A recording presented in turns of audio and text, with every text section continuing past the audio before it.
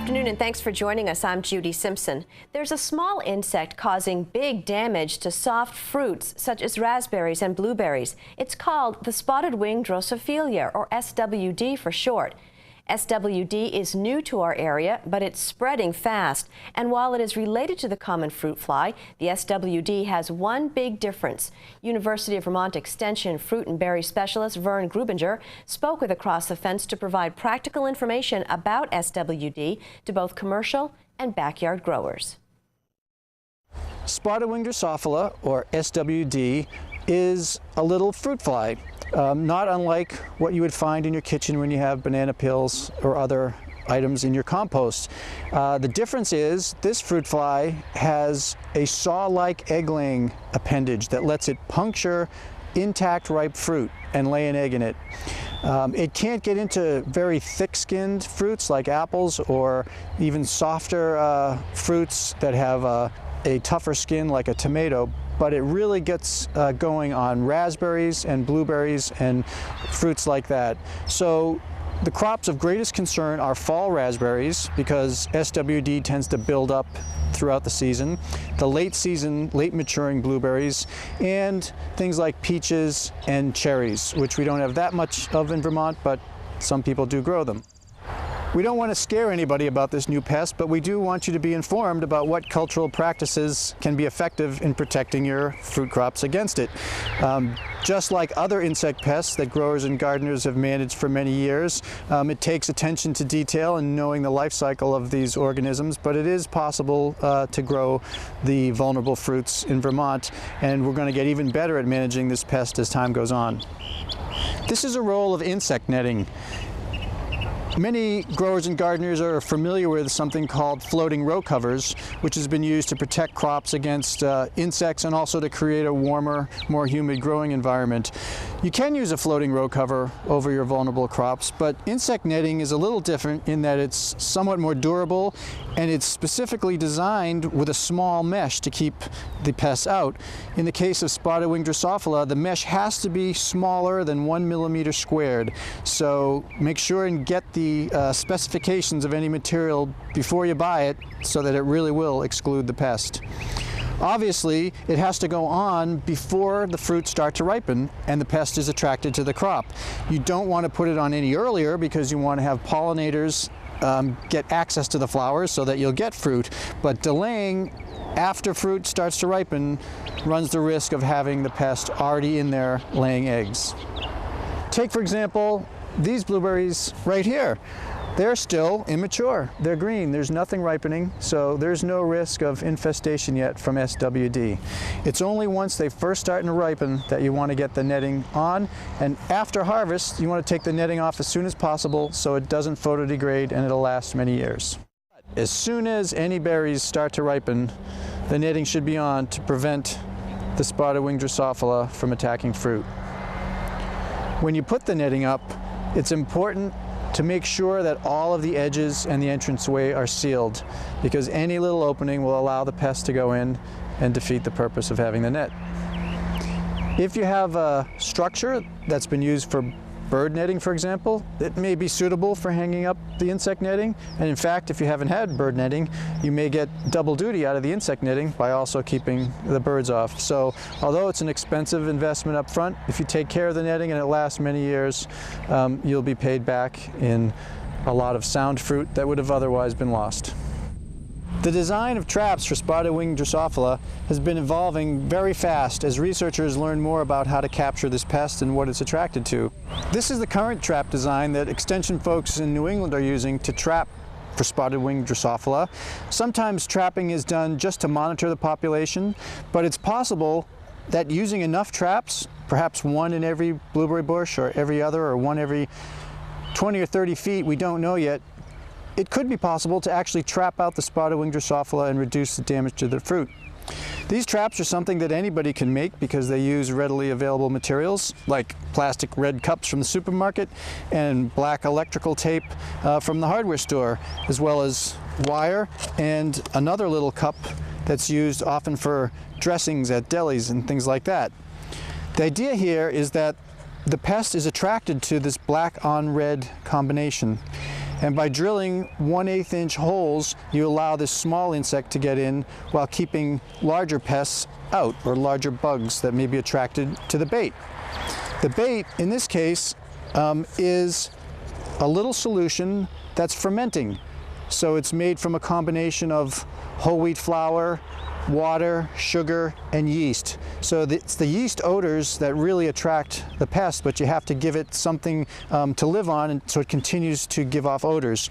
By putting it in a little cup like this that's had a hole cut out of the top and screen mesh put in, the pest can't actually get into the bait, so the bait stays uncontaminated and continues to ferment well.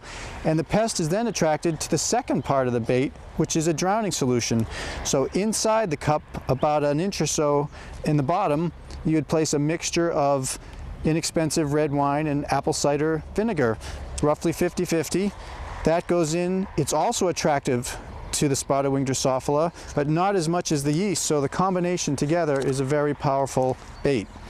By putting the little cup inside the big cup and then sealing it up so rainwater doesn't get in and fouling it, and hanging it in the bush near the fruit, preferably in a shady spot, because when it's in the sunshine the bugs don't tend to go to it as much. This is one way to try and reduce the amount of spotted wing Drosophila that attack your fruit. This is definitely a challenging pest, but a lot of extension and research personnel are working on ways to manage it so that commercial growers and homeowners can continue to have an abundance of blueberries, raspberries, and other soft fruits. For UVM Extension, this is Vern Grubinger. Vern told us that the best practice to reduce fruit loss due to SWD are to harvest all fruit right away once it ripens, and promptly place all ripe fruit in the refrigerator or freezer, which will help reduce rot if the fruit was attacked by SWD. Vern is also maintaining a website with up-to-date information on the insect. You can learn more by going to the website on your screen. The address is uvm.edu/vtvegandberry/SWD info. Again, that website is being updated as new information comes in. For our next segment, UVM Extension horticulturalist Leonard Perry sat down with an expert in perennial garden design. Stephanie Cohen, also known as the Perennial Diva, has written several books, including a primer that's designed for beginners and experts. There are many great gardening books out there, and one of my favorites is the Perennial Gardener's Design Primer by Stephanie Cohen and Nancy Andre. Thank you so much for Stephanie for spending a few minutes on your visit to Vermont here with us today. Tell us a little bit about this book, which not only do I like, but I use it in one of my courses, Perennial Garden Design. I had always said, I had taught herbaceous plants for 20 years, and the one thing I said, I will never write a book. And then I did. And it took me almost a year, and I overwrote it by 80 pages because I was on a roll. I had a lot to say. Because when you teach something for that long, you want to actually impart this information to the gardeners that are using it. And what I love about this book, not only did it win the Garden Writers of America Best Book Award, but it's being used besides your institution, it's being used at a couple other colleges. I can say why. It's just got so much practical information. I love the style, the writing. It's just very easy reading. It is, and if somebody is really a beginner, we start at the beginning. I mean, it isn't like we throw you to the wolves and say, well, you should know that by now. And it's written in language that everybody can understand. It is not a coffee table book, and I'm very proud of that, because people come over to me and it looks like they were using it outside because it's dirty and the pages are bent, and they say, oh, would you sign this? It doesn't look too good. And I say, yeah, I will really sign it because I know you used it. Well, there's a lot of useful information. All the ideas, the types of gardens. Yeah. You say it's not coffee table, but there's some incredible photography, yes, artwork in here depicting the gardens and what the plants are to give people ideas, and the information on the plants too. What's interesting is out of the, I think there's over 20 designs, I did them all but one. And a couple people have actually implemented those designs and said they had really good luck. The other thing that's a little different, and now you see in a lot of books, is in the back of that we have season of bloom with the flower, what the foliage color is, because a lot of times now foliage is just not dark green. It's all these other, you know, red, yeah, all kinds of things, chartreuse, whatever. And so you have to kind of know that before you get started. And we also say, you know, this is good foliage.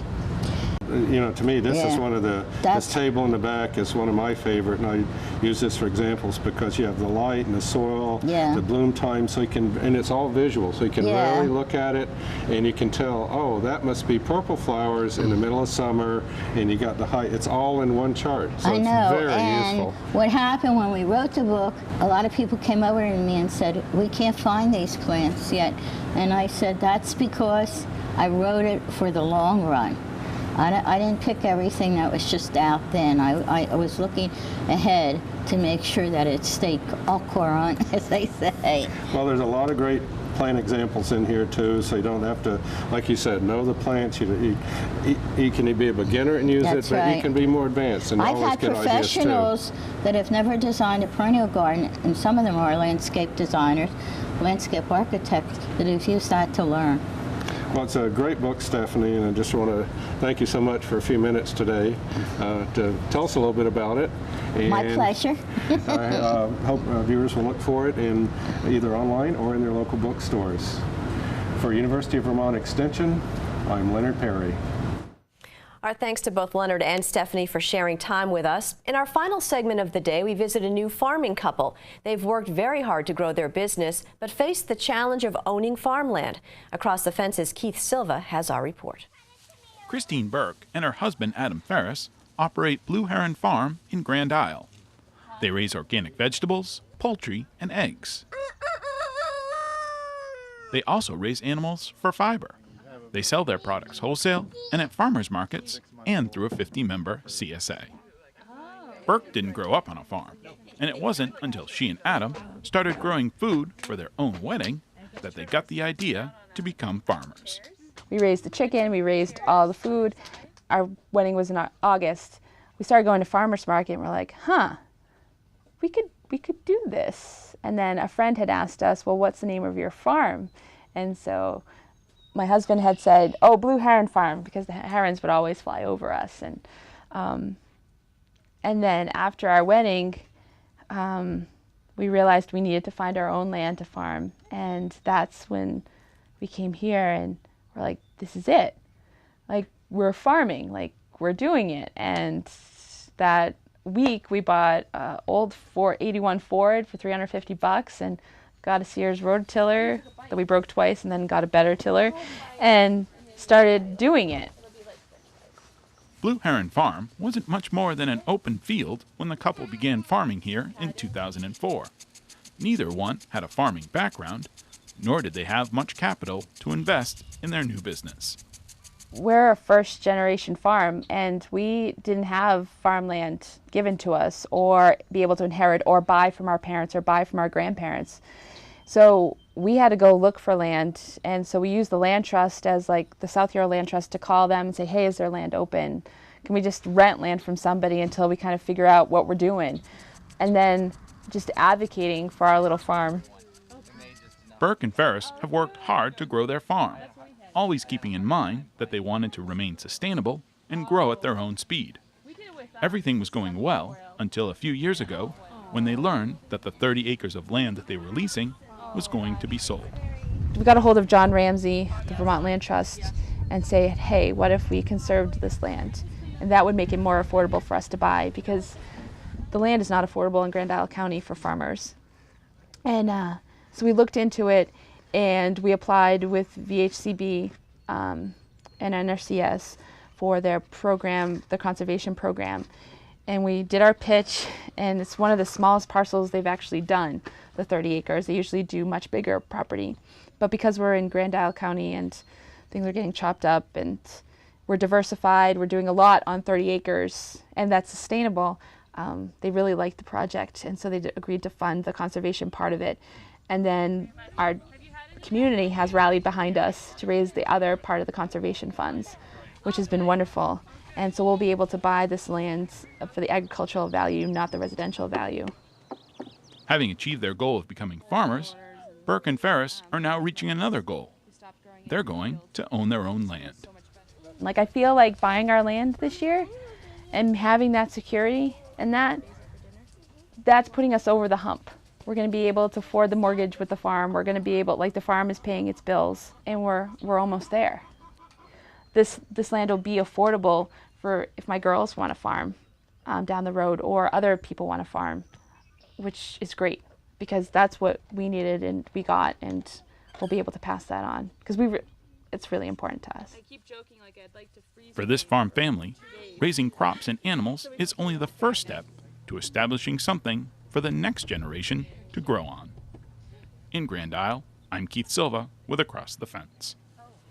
That's all the time we have for today. Thanks for joining us. I'm Judy Simpson. I'll see you again next time on Across the Fence. For a video copy of today's program, call toll-free 1-888-ATF-3430.